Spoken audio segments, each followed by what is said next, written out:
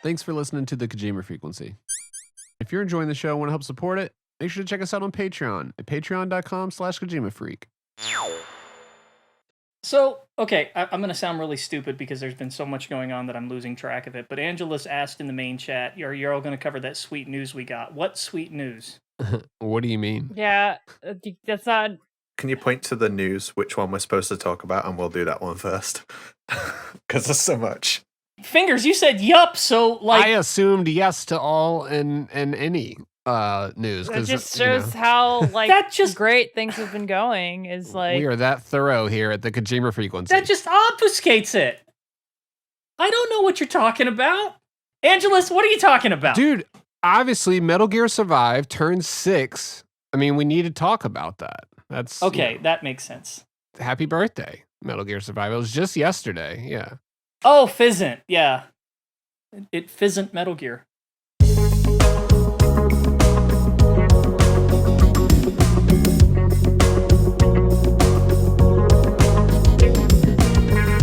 Hey, I'm Fingers. Yo, it's Apache Smash. Hey everyone, this is Days Ahead.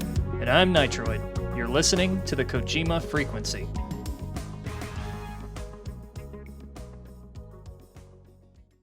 Yeah. Everyone's talking about, like, what was that movie? Not... All I can see is Army of Darkness, but everyone else is seeing, like... That Reddit movie that never got made. Because, like, someone posted on Reddit, hey, wouldn't it be cool?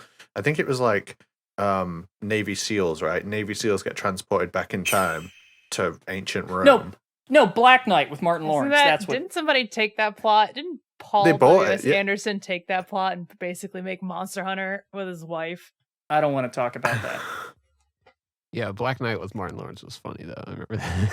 Yeah. Well, everyone's comparing it to Black Knight, and I'm like, guys, this is just Army of Darkness. But with no zombies. Either way, I saw it and my brain said, hell yeah. So that game is basically like Battle Simulator plus driving through that I don't think... No, it seems like it's an actual, like, action-adventure game, but you're, like, the one man with a boomstick. You're a time traveler. Okay. You're a time traveler and you have to change events in history. I just saw him, like, plowing through a crowd of, like, Roman knights or whatever the fuck they were. I don't know. Like, it was just a lot of different shit throughout the trailer, so it was kind of chaotic. Did you see Devolver's reaction? Yeah, and I saw the publisher or the devs' reaction to that too. They were like, "Oh, you had your chance," which is, man, it's so funny to think about all these games that get pitched around, and you know, you never know which one's going to be a hit or it's going to be like trending on Twitter or something. Yeah, like Power World. Yeah, and now Helldivers. I was about to say, and now Power World has pretty much exited the conversation already. But I was like, yeah, okay, that's enough. But yeah, Helldivers has taken up about 40 hours of my past 3 days. I don't know. Like, I get the AM slots. You know, you get there in the morning and you just kind of chill. It is definitely reminiscent of Endwalker's release for Final Fantasy 14. Everybody get the fuck off. You're not invited to the party. It's full. Yeah, every time I've tried after 5 p.m., it's just like, what are you doing? No. I don't know how anybody really keeps up with games these days. Like, I just got into Subnautica. Yeah. And that's really old. I'm loving it. Like, I'm just having a wonderful time. But you know how many games I'm completely behind on and I'm never probably going to get to play until they're ancient? Yeah. And how many big budget games are being released that they spent so much money on that are just dudding. I mean, like that pirate game that just launched. I played like the beta of that over the weekend and I don't give on a PC. crap It was about just that. like, oh no, Black Flag did it way better. You know, And we didn't even get to Lethal Company yet because we were all going to play that. Yeah, we'll get to that. I still want to do that. Yeah, I still want to play Lethal Company. Yeah, I remember when Fingers was like, oh, I'm not going to find out anything about the game. And then I was like, I'm not going to find out anything about it either. So I've been like ignoring everything about the game. Mm-hmm.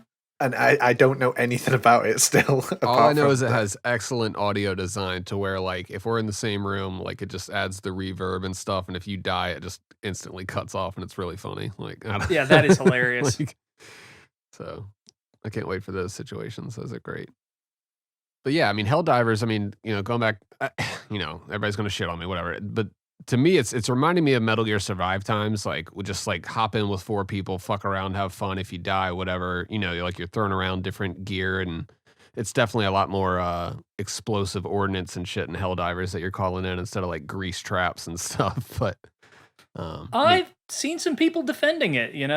Yeah, I mean, I am starting to see that now. I'm starting to see the big swing of everybody like, well, I actually had an all right time with it. You're getting less of that in the comments, just the general. I mean, you still get it, but you're starting to see more of the defense of Metal Gear Survive. Even Gene Park yesterday he was claiming to be the only Survive defender. I took offense to that. Mm-hmm. And now there's like 4 of you. Yeah, I know, right?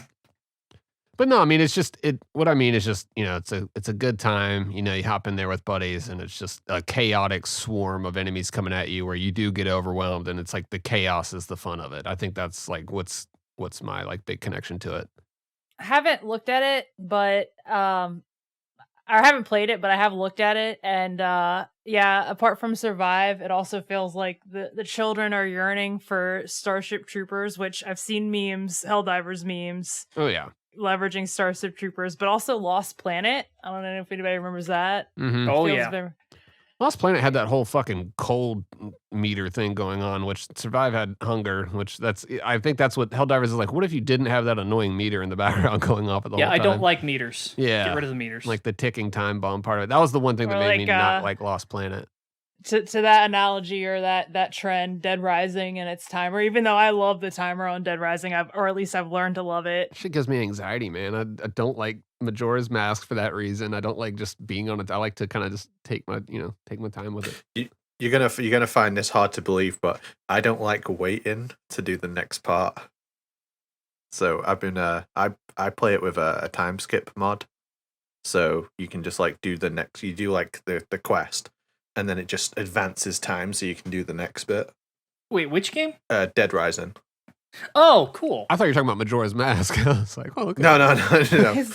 But bro's like fuck the victims that I have to save. I need to get this scoop, bitch.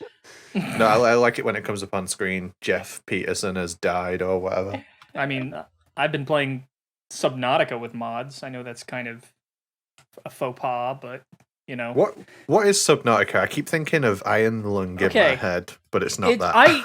All right, so I don't normally like survival games, but the premise is this: you're on some large interstellar ship that crash lands on a water planet, and you are basically trying to just survive and get off the planet. And it goes deep into these oceans. There's different biomes, different creatures. You're mining resources, to create stuff, and you've got like a little replicator device that can make whatever you need. But I don't know, there's something about it that feels very different to a lot of boilerplate survival games in that you actually give a shit about what's going on. And it's just a nice game to vanish into. At least they gave you a good reason to be on the sub. I thought it was going to be something like contrived, like go and see the wreckage of the Titanic. No, it's actually got kind of an interesting story, which is weird. As you figure out, like, you're not the first person to crash there, and there's a reason why you crashed there, and like it's not contrived, and it's actually kind of scary at times. But it's just really well done. But I'm playing with a couple of mods because I've got that dad life where my time is limited, and some of these some features are you don't have to like seek forgiveness for mods from me. I'm not Capcom. Even that Legend of Zelda thing that we were playing the other day, the enhanced version of it, that was like so many different quality of life improvements and things you could go in and just snap on and off. I mean, and the multiplayer aspect of it. Man, in my case, it's in Subnautica's case, it's a hard game, but there are just a couple of little creature comforts that I think just made it more tolerable. Yeah, like having more than 5 slots on your quick select bar is nice when you've got like 10 pieces of equipment that you need to switch between fairly quickly. Having your inventory know what you've got in your base rather than having to keep everything in your inventory. And a map was also kind of a nice one to have. But I know if anybody listens to this and is a purist about this game, they're going to want to string me up. But, I like it without the mods too. So, be nice. It's okay. You've got kids. You're allowed to do what you want. Yeah, I don't time care is anyway. limited. Just play your game however you want, right? It's like Yeah. It's a fucking game. Who cares? Don't worry about what some person who you don't even know Oh, is going to think of how you play the game. Like, yes, it's fine. I know, but I'm such a purist about stuff for the most part that I'm sure it comes off as kind of ironic that I'm playing this game with mods. But, it's fun. I've been playing a cool game. It's called Resident Evil 2 Remake. I'm playing it a I was lot. sitting there going, I was gonna like go around and be like, let's ask what everybody's been playing since David's been on the show. I was like, Apache's fucking been playing Metal Gear or Resident Evil. God damn it.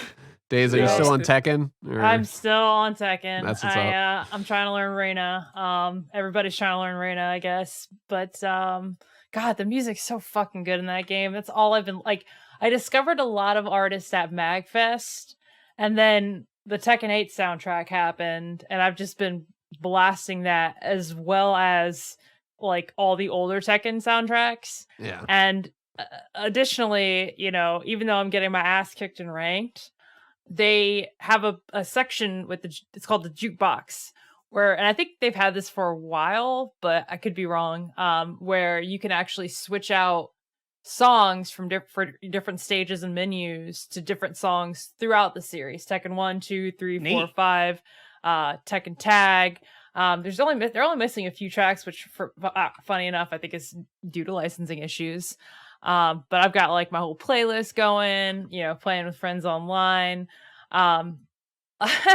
Apache like made my played for a little bit while he was down here, and I'm hoping that he gets it soon so we can see his dragon off again. But that's been mostly what's been occupying my mind. My playlist would be Moonlit Wilderness from Tekken 5 for every single stage. So they kick a lot of nostalgia in the story mode, and that includes with the music. So if you're a fan of the Tekken 5 soundtrack, the Tekken 8 story is just like it's Nice. Yeah, it gives you that Ratatouille moment where the guy eats the Ratatouille and he flashes back. But speaking, like, it's kind of lame that, and I'll stop after this. It's kind of lame of Namco to release the Tekken shop after all the reviews came out.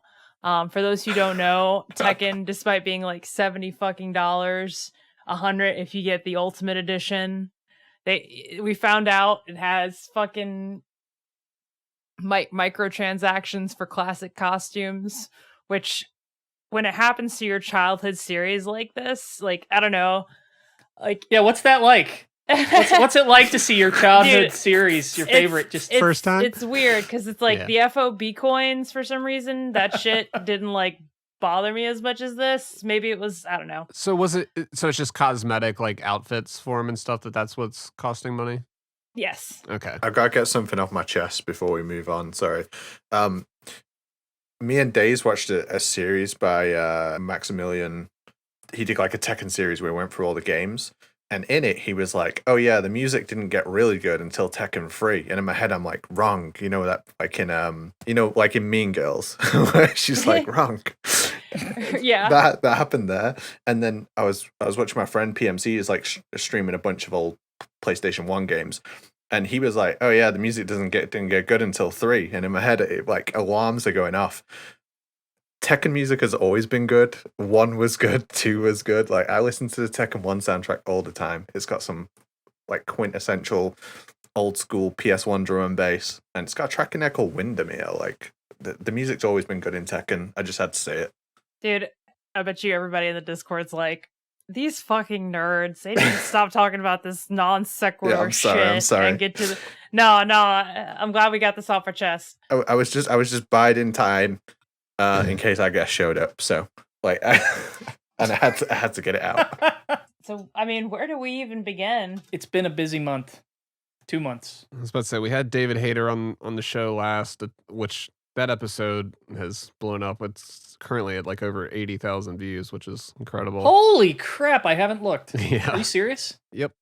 So yeah, that was a really fun episode to do, and that's we didn't get to talk about all the Kojima updates since we were kind of just talking about everything but that with David. So I mean, yeah, I guess we can go kind of chronological, like all the way back to, I mean, what happened first? The Death Stranding 2 trailer? Is that, do we want to go talking about that? Yeah, we can start there. So the state of play just hit us with like a 1-2 Kojima punch, with starting with the Death Stranding 2 trailer. Lots of fun details out of that shit. It's just so eccentric, and it had that Kojima weirdness I love, and it's exactly what I mean when I say like the experience of a Kojima game is curated even from the trailers that you watch. Mhm. I still can't get over the puppet. Like, it's so funny to me because that puppet is, first of all, it's running at like a fraction of the frames. So usually that type of like tech is reserved for background NPCs to save on resources. You know, they lower the FPS of NPCs in the background. Now Kojima's using it to recreate this sort of like stop motion expression, or this stop motion emulation on his game, which is fucking hilarious. I also love the BT Tressum. I'm assuming it's a Tressum because it's a cat with wings. Felt very D&D-ish. So I'm looking forward to that, and the captain, like an octopus tongue too. Yeah, like a tentacle tongue. Yeah, there's a bad joke in there somewhere. Also, fragile cigarette hands. Yeah, the second hand, which is the goddamn it naming convention of our trailer here. Yeah, Secondhand smoke. Oh man. Yeah, they literally can sit there and light a cigarette for, and they're called the second hands. It's like, there's our Die Hardman. Okay. Apparently, they're also used for brushing teeth, which suggests to me that there might be a brushing teeth mechanic. And if you don't brush the chiral out of your teeth, something's gonna happen. That could happen. It was weird how Kojima said that in that video. He was like, I don't know, you can use it to like brush your teeth or something. Like, he kind of said it like throwaway, but I don't know. It's hard to tell. Easiest cosplay ever, though. Just get a pair of kitchen gloves and fill them up. It'd be cool if you could actually like rig it though, so they're like animatronic and do shit. Oh, someone's gonna do that. Yeah. Now we're talking expensive cosplay. Yeah. Just get you some some dishwashing gloves and you're good. Yeah, the trailer had so much different weird shit in it. I mean, you had probably 4 or 5 different scenes that, happened. I mean, it was just a lot. I mean, you had the scene where everybody was blue, so it was like, okay, I guess everybody's in that dead world, I don't know what's going on here. We're talking about everything but the most Gotta save the best for last. impactful scene from that trailer. Yeah. I'm going to say for me, the most impactful scene was seeing the floodwaters running, because I went, oh, God damn it, that's going to suck when you're running from that. And all of a sudden the flood comes through and there's all your backpack and everything just goes floating away because of a flood. Wasn't in the area that you plotted out at first, but now it is. And you're just like, God damn it. There's rock slides. Like, I'm excited for that dynamic evolution in environments. gameplay. Yeah, dynamic weather and just environments in general. I'm really excited for that. So other than that, Death Stranding does a whole bunch of shit thematically and narratively, but I'm not really here for that. I'm here for like the nifty gameplay stuff. So we'll see where it goes. Yep, and there was nothing else noteworthy in that trailer. And that was it, yeah. And then it ended. Wow, cool. The baby burped the Magellan ship. There was some red guy that came out and took his mask off. Really? Yeah. Yeah. I didn't. Really? He had a guitar as a weapon, and used that guitar, and when he strummed it, energy waves came out, and then a cyborg ninja came out and defended Sam, As they are wont to do. Yeah. Yeah, but here's the thing. He had face paint on that harkens to either the Crow or the Joker or somewhere in between. And this is just a normal Kojima trailer. I mean, this is what we do. Okay, so Higgs is funny because it's Higgs. He's back. Yeah. Maybe. Does he he comes off as so embarrassing to watch. Like, I can't see him do anything and not get secondhand embarrassment from it. It's just so difficult. And I get that this is somewhat intentional, because you can't make a character who's got like the in-world equivalent of like a Guy Fawkes mask, and then he takes it off and it's got the in-world equivalent of like Joker makeup. Like, that right there is so hilarious because he's like the ultimate edgelord villain that is dangerous, but you also can't take seriously. Yeah. You know? And I made a post about this, but it's like he's insufferable and he's contrived to the point that it's embarrassing to watch him, but he's also the most fitting antagonist for a story about social disconnect in the digital age. He's like the post-apocalyptic analog for like misanthropic internet trolls. And he's wearing a mask, so that's kind of Yeah. going back into the whole thing of Like, yeah. Which He makes is the whole which makes the whole pizza side plot even funnier, I guess. I'm just waiting for him to say we live in a society, you know? Yeah. Or we used to live in a society. It also makes me wonder if this is Kojima going back to, because he has said before he has had some regrets in the decision of killing Liquid. I wonder if this is perhaps his opportunity to hit some of those narrative beats that may have spawned those regrets. I'm seeing some of those parallels, kinda, but you know, like I always say, we don't know the full intent of a Kojima game until we see the very end of the credits, and then some. So yeah, that's a good point. And apparently, Lou is maybe that cyborg ninja. Like, there's baby Cruz coming from the yeah. I mean, we're already asking so many questions where we're confused, and Lou is in this like 3 times. I think 3 of the characters that we see are Lou. I'll just leave it at that. But it's really not hard to figure out. But again, Kojima's good at misleading, so like he makes you think you've cracked it when you haven't. So. To be fair, though, didn't we crack like MGS5 like fucking ages ago before it was released? Never mind. I'm gonna shut up. Cut that out. Or maybe not. I don't know. It's a good point. I mean, there are people who still think they haven't cracked MGS5 and it's just around the corner. So, God, and those people are probably flipped their fucking shit when they had that announcement for I can't even pronounce this. PHYSINT, yeah. Physical intelligence. And then presumably. he was like, it's not Metal Gear, guys, but it's an action espionage game that's akin to a movie. I don't want that. And is it also gonna be a movie because Columbia's involved, or is it? He said your mom's gonna think it's a movie, but are they just utilizing movie studios? I didn't really get like where that landed really.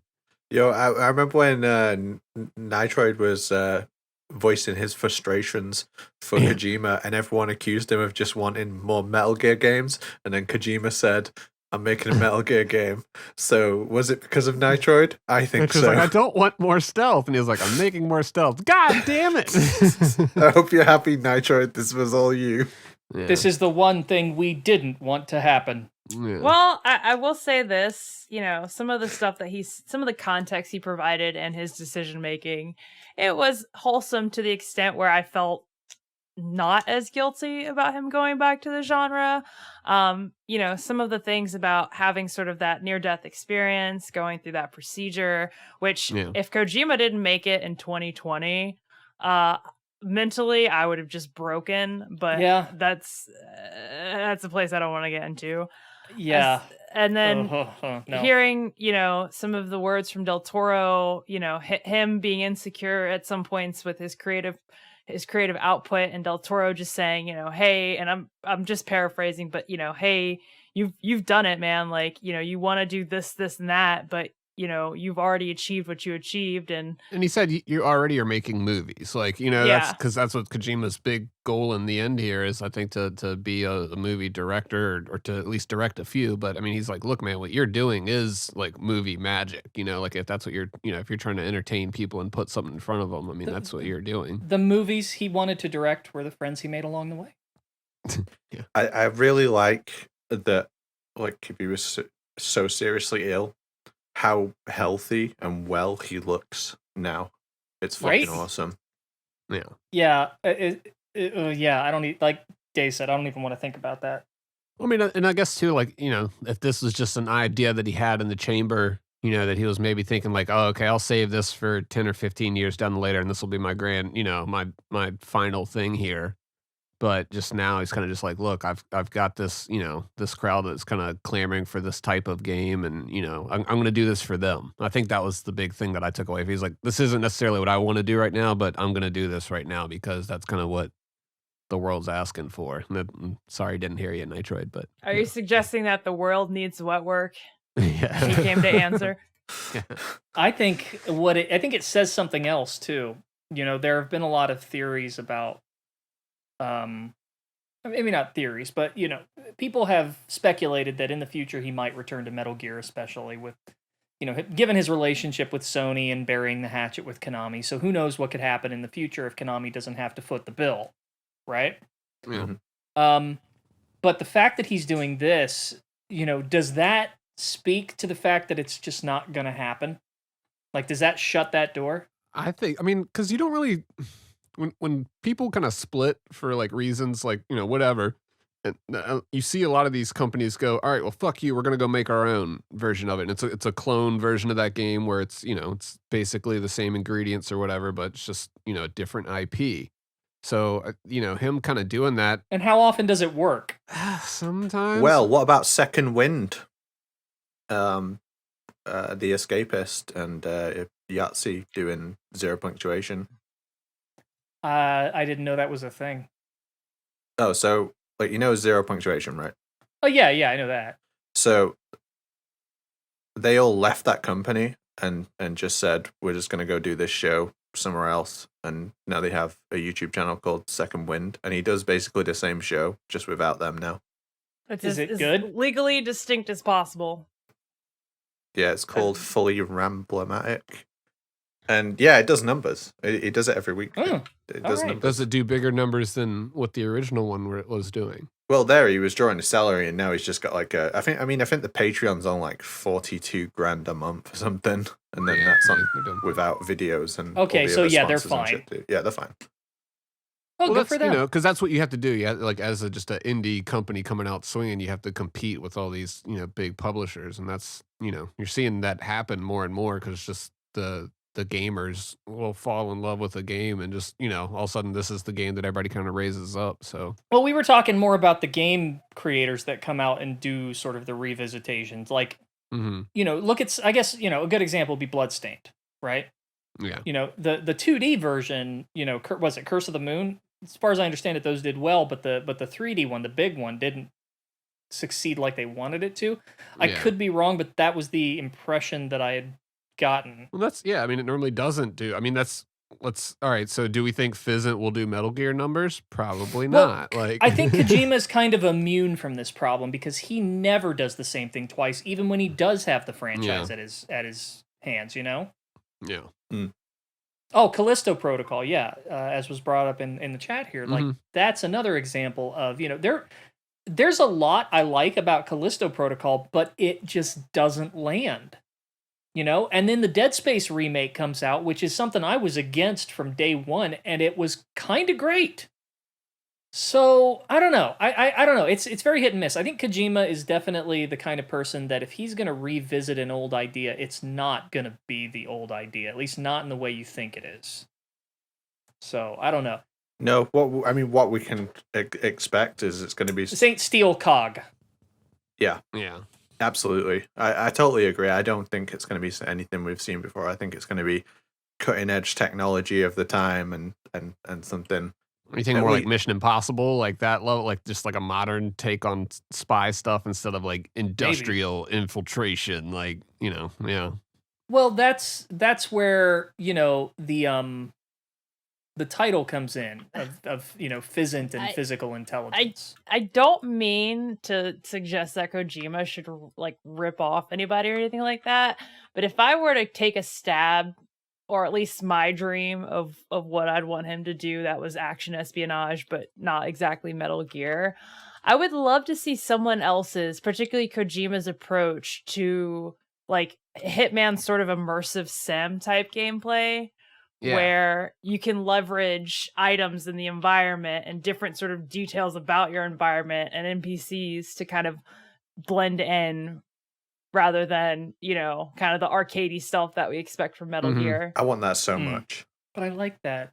Nitroid, I had like the airport scene in my head in the latest Mission Impossible, like when I was thinking about that just now. Yeah. It's like, man, you're like scrambling the feeds and stuff with the facial recognition and shit. I don't know. I'm just thinking about like what is like modern day stealth really. And yeah, to that point, I think that, sort of that techie element of Mission Impossible could fit in that immersive sim type environment as well. Yeah.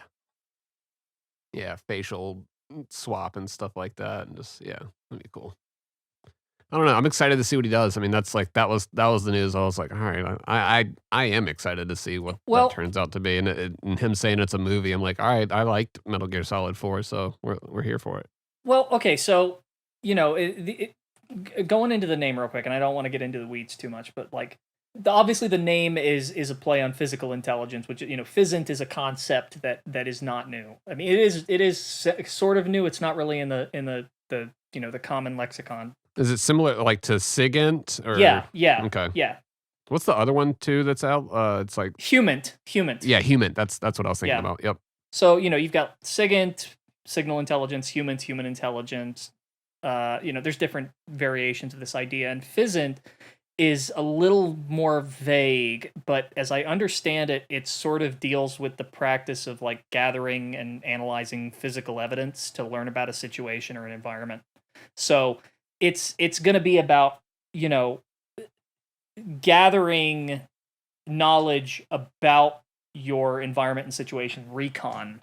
It's more about that and then, making judgments accordingly. But I could be completely wrong on that. Not relying on like satellite feeds and stuff like that, or like not relying on those other intelligence. Yeah. So like assessing your environment locally, being smart. Like, how is this river moving? Is it a smart decision to try and walk across it? Gotcha. That sort of thing. Analyzing objects, analyzing your environments. Dude, if I want to cross the river, I'll just pop my Bob Odenkirk, and it'll show me with the little dots what's deep. Sorry, it was a terrible Bob joke. Odenkirk. I was sitting there for a second. I was like, wait, what the fuck? No. Oh, okay, I'm gonna call it that from now on. That's great. It's funny you mentioned Hitman, because Hitman sort of is a game that is already designed around PHYSINT in a way. Yeah. You've got to be very aware of your environment and how you can manipulate it. So maybe that's where he's going. But the fact that it's going to be more cinematic, I don't know. Being in a movie, I mean, like Hitman, there is a world living around you when you're playing those games. It's very, very well done. Mm-hmm. So I don't know. I'm curious. I hope it's not just Metal Gear, even though I love Metal Gear, and there's a small part of me that wants another Kojima Metal Gear, but knows it wouldn't be a good thing. I need to kill that part of myself. Did they talk more about OD at the State of Play? No. Okay. That was those were the big two. Though, Yeah, because that's the with the Xbox. Yeah. Speaking of Xbox. Yeah. Xbox, what are you doing? It's funny. I meant to mention this when y'all were talking about Helldivers, but like one of the interesting observations during this whole Helldivers 2 hype was one, that Xbox podcast, which it felt like a meeting that should have been an email, but I digress. But part of that podcast was Phil Spector, like being a little passive aggressive that Helldivers wasn't on Xbox. And I felt like that sort of little like comment there felt like a greater analogy for the state of Xbox at this moment. well, did you see the one dev responding? Oh no, I haven't. To What did they say? So one of the developers for Helldivers 2 responded to Phil Spencer on Twitter and said, "Not exactly sure who it helps in the industry to acquire a company and then lay off 1,900 of their developers, Mr. Spencer." Fuck, God I'm damn. playing that King game. shit. I'm playing that King fucking shit. game. That's Let me sold. buy that shit right now. Oh, play yeah, that I'm game, already- No problem. Game's I'm fun as doing shit. my part. It really is. That's like Star Troopers, like hyper patriotism. Like my ship is called the Patriot of Liberty. I think like it's Nice. I just went full. You get to like name your ship like using like a little ad lib thing, like a choice of very patriotic things. Like, As long as we don't talk about the insanely stupid arguments on Twitter about what Starship Troopers was about, because I will not engage with that nonsense. it was satire. Dude, try being. Yeah, no like, shit. Potentially, it's up there as potential Bro. for like one of the worst tweets of all time.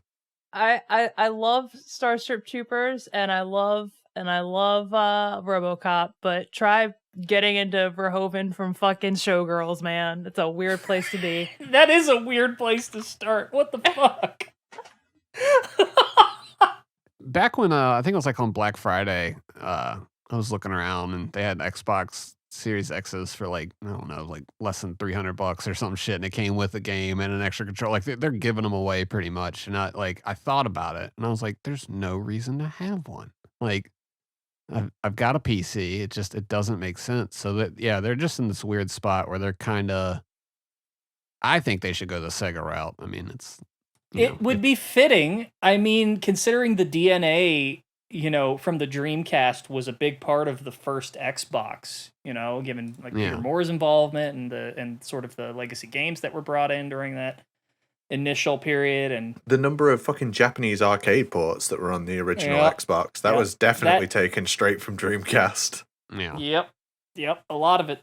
But yeah, I was like, it's interesting because I was explaining to my Gen Z cousin like how Xbox got to the state it was, and all I did was have to show him like E3 like 2013 with the Xbox One announcement, and I felt like ever since that moment it's just been kind of middling. I don't know.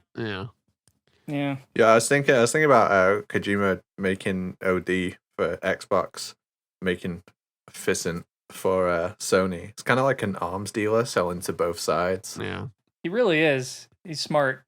Lord of War, Kojima. I can't sell a used franchise. He's got like an arms dealer kind of look at the moment.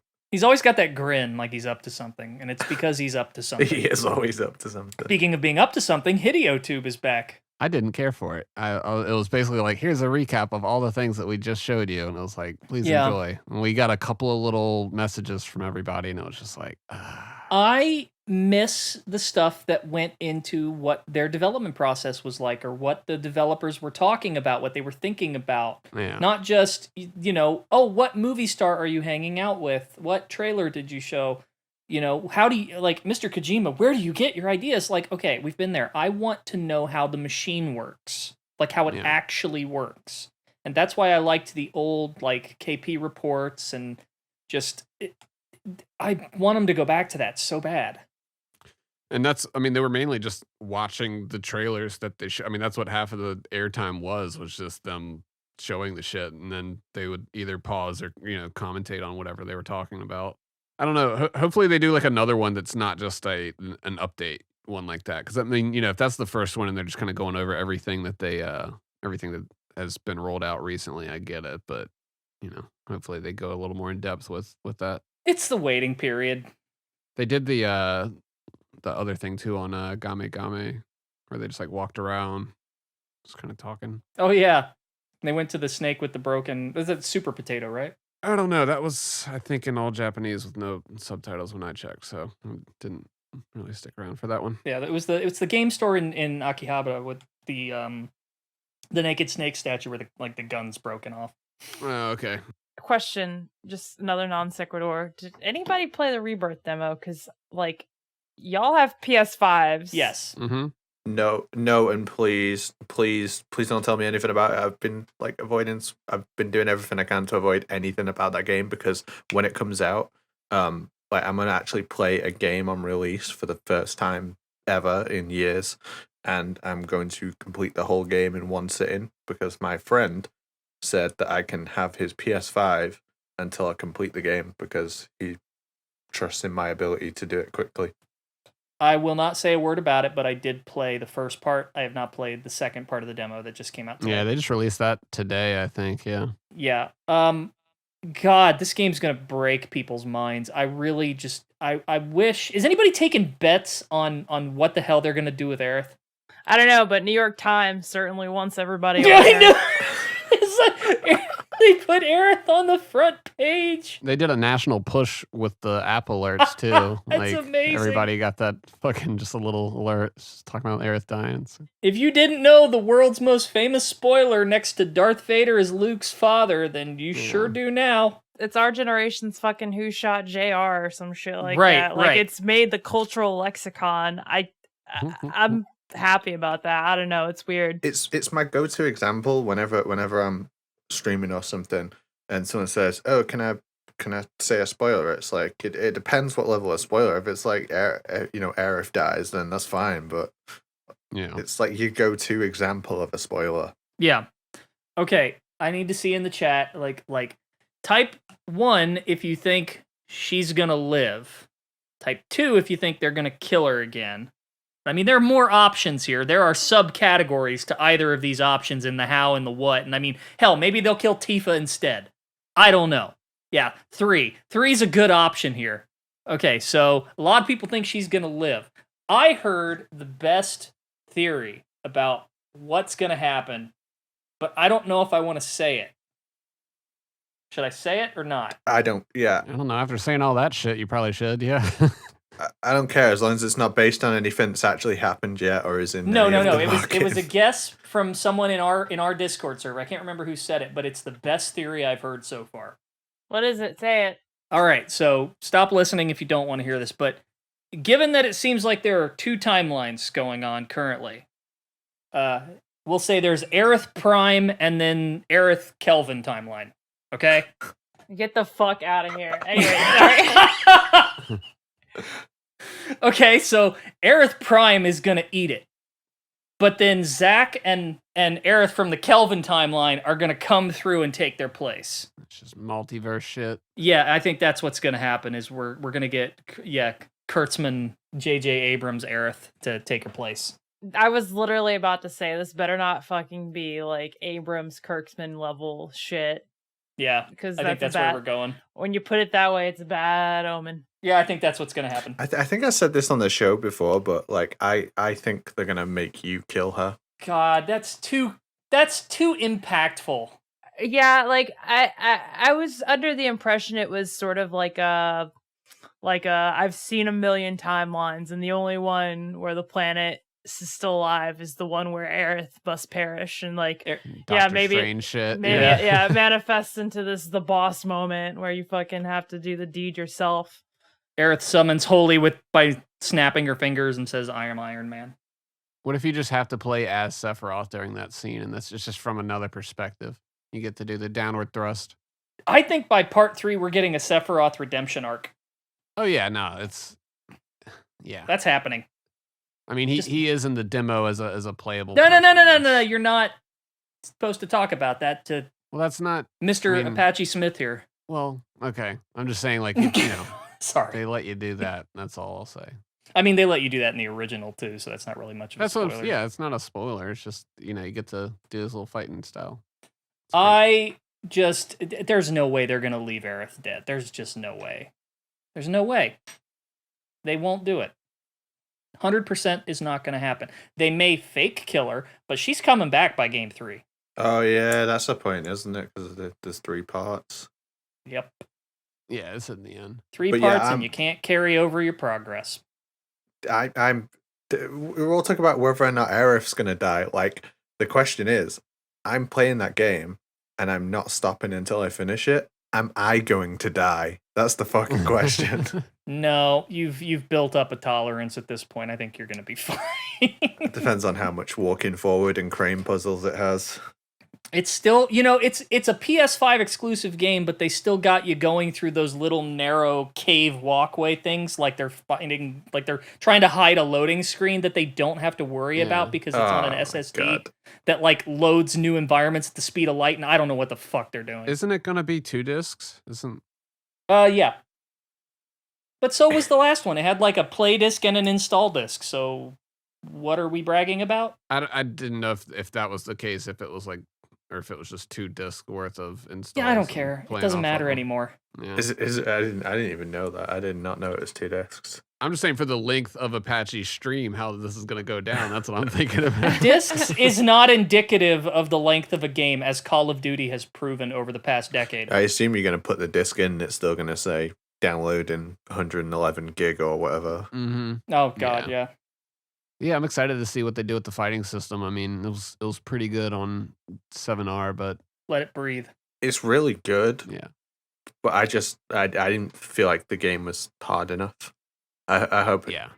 It was good, but it wasn't implemented as well or as effectively as it could have been. So here's a chance for that potential to really set off. Same thing with Death Stranding 2 in a way.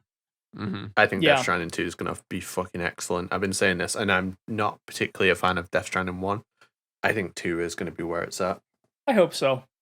Because 1 did not win me over. 1 has a lot of creative ideas. I love a lot of the art design in the game, but it just didn't resonate with me in the slightest. I really enjoyed Death Stranding, I will say, but it didn't stick with me as much as I expected it to once I beat it. I don't know. Yeah. I hope I explained that okay. And I'm hoping that, Death Stranding 2 really kind of hits that nerve. So Well, between now and then, I might do like a replay to just kind of Yeah. get back in again and just, re-examine it. Like we were saying with Gene, it's like you got to do that second listen on the album sometimes. So I don't know. that's one thing I'm noticing is that a lot of people after the trailer, I'm noticing a trending sentiment of like, oh, maybe I should give this game a second chance, or oh, at first I doubted Death Stranding in 2019, but now that post 2020, like this is so much more of an enriching experience. So who knows? Right. Is it a case where it's like a lot of Kojima games, or more specifically just MGS2, where, people don't like it at first, and then time passes and they go, wait a minute. Like, is that what's going on here or not? Yeah. I don't know, because no revisiting it's going to make me like it. I think everything about the game is good apart from the gameplay. Which is which is the exact opposite from my opinion of it, which is really one of the funny. main Yeah, same. One of the main mechanics in the game is zip lines. And what are zip lines for? Skipping the Ruining gameplay. the game. Yeah, that's my big complaint. Get rid of the guns, get rid of the zip lines, and you've got it. Just don't use them. Why is one of the main mechanics My in the thing is, game well, skipping the like- gameplay? You could say that about anything, is that like any game, you can optimize the shit to just deduct it into the most like reductive shit in the world. So I don't know, maybe I'm just a little biased. Don't use it also is not a good answer to that, because game systems are designed around incentives and directing the player towards what they want them to do. And if you're going to give an easy button like the zip lines to a player, it is unpleasant to ignore it. I mean, it's like fast travel, though. Like, If I use it, it ruins the flow. If I don't use it, it's unpleasant because it breaks a part of the game that the game clearly wants me to use. It doesn't work like that. You're playing by the game's rules. You're in the game's system. And if you are intentionally trying to circumvent that, you're not really getting out of it what you should be getting out of it. by that point in the game, I think it's fine to use a zip line because you've done No. those treks up and down those paths a few different times now, and you're like, okay, I remember this part now. Oh, there's that ladder I set down at the beginning of the game. Listen to what you are literally saying. I've played the game so much that I don't want to play the game anymore. Then stop playing the fucking game. No, you still want to do the objectives, but you might not want to do a 10-minute trek of holding straight and with your trigger fingers down. But that's the game! That's the whole game, no. I will That's the also say this is I would argue Ah! Sorry, go ahead. I would argue some people no, it's fine. It's fine. I get it. I totally get it. And usually I'm the person that's arguing about optimizing a game to the point where you make it just easy and reductive. But part of me like kind of enjoyed and appreciated that optimization, even though I get that it fundamentally breaks the game. Yeah, if you're trying to like just build some roads and shit, and you're like, oh, I gotta get over there real quick. Yeah, let me just zip line real quick. That'll save me some time. It's just maxing. Now fucking, just driving the truck everywhere. That was like kind of boring, but like kind of figuring out how to network and optimize my route so that I can, take on a bunch of hard mode deliveries at the same time at a very brisk pace. I don't know. I found being able to achieve that interesting, but I get what you guys mean from a gameplay perspective, how it sort of just reduces things and effectively makes it fast travel. Maybe there's a way to split the difference here, Because, even a game like I was talking about earlier with Subnautica has, ways that you can min-max and optimize and do things much more quickly that would normally be tedious, right? And so you sort of build towards that. But I felt with like the zip lines, I got access to that and was able to exploit it way too soon. And way too easily. So maybe the answer here isn't necessarily get rid of the zip lines, but to make them more prohibitively expensive. Make it more difficult to use them. There's a cost to it. They're not as easy. You can use them, but it takes more time to set up. They're as difficult to set up as the roads, maybe. So like you can do it, but it's going to cost you. Maybe a cooldown between using them, or yeah. Or they used that chiral energy that you had to like use for all the special shit in the game. Yeah, there's a currency. Yeah. Whereas with like the guns, though, like I get the necessity of that because of the whole, you don't want to kill because there's a consequence to killing. But like combat in a game like that just really just takes something away from it. And it seems like with DS2, they're leaning even more into the combat. So I don't know. I mean, I hope it's good.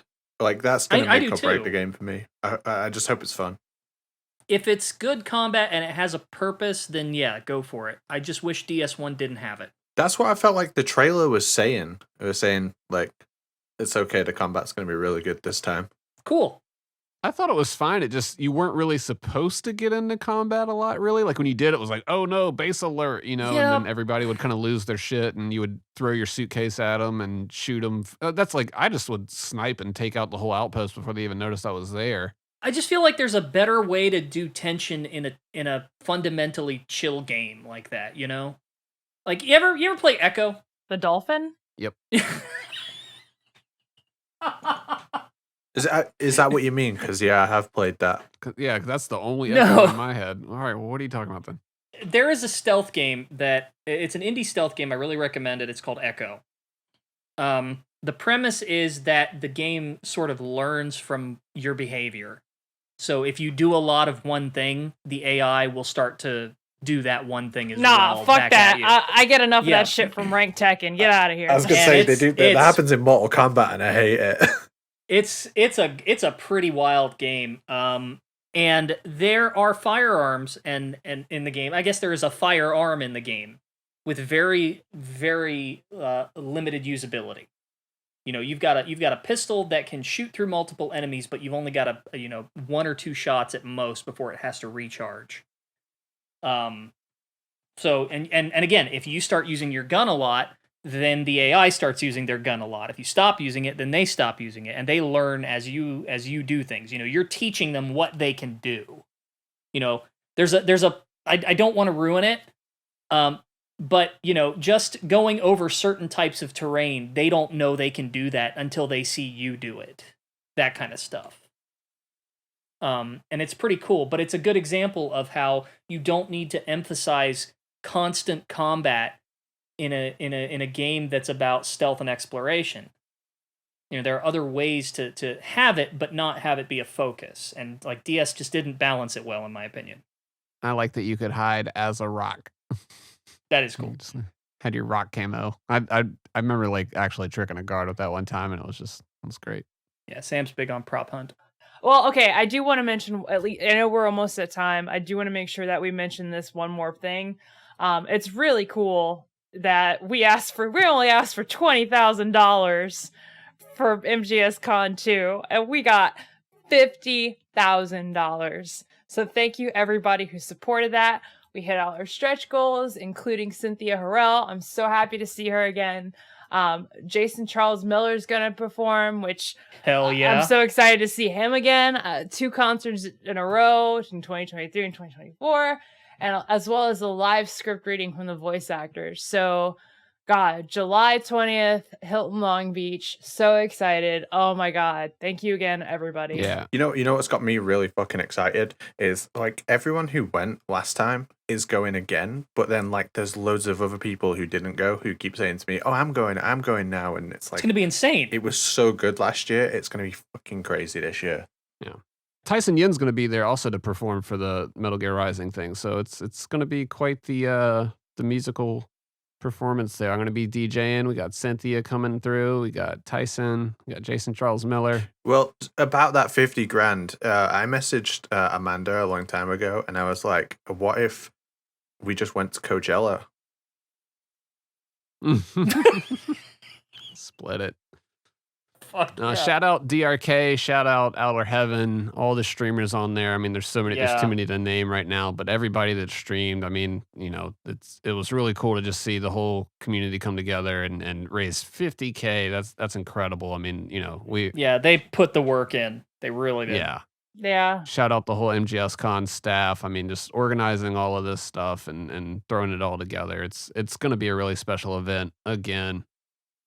David's going to be there. Recent announcements too. Paul Eidings got announced. Phil Lamar got announced. It's going to be wild. It's that picture from the Smash Brothers Ultimate that says everybody is here. So looking forward to it. See you in July. I think that's the catchphrase we're saying for it. And we're not going to like change up on you 25% into the con and have something completely different. It's all going to be very consistent, we promise.